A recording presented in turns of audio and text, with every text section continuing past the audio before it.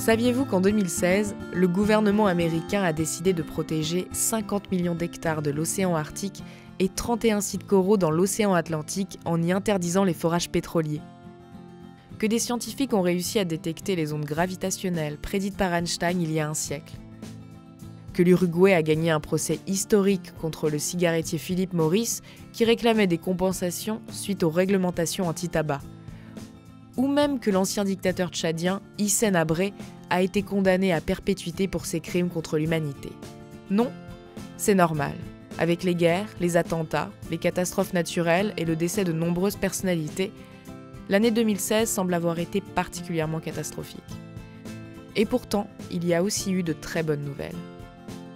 Tout d'abord, la paix a aussi gagné du terrain. La Birmanie a organisé sa première élection présidentielle démocratique en 50 ans. Le gouvernement colombien a signé un accord de paix avec les forces armées révolutionnaires de Colombie, les FARC, après 52 ans de conflit.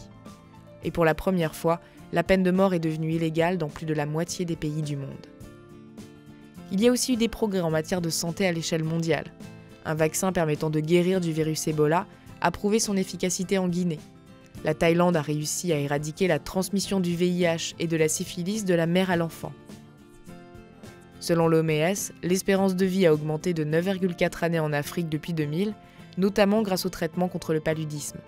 Et des chercheurs ont découvert que les cellules cancéreuses possèdent des sortes de marqueurs biologiques qui pourraient aider notre système immunitaire à les repérer et à les détruire.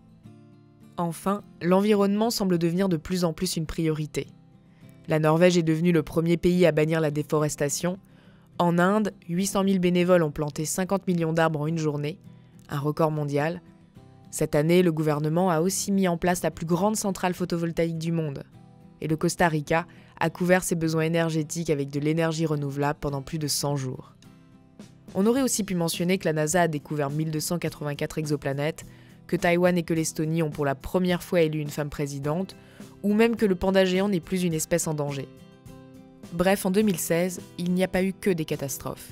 Et comme l'explique le site du Guardian, les médias ont aussi la responsabilité d'écrire sur ce qui arrive de positif dans le monde, notamment parce que ce genre de nouvelles encourage davantage les lecteurs à agir.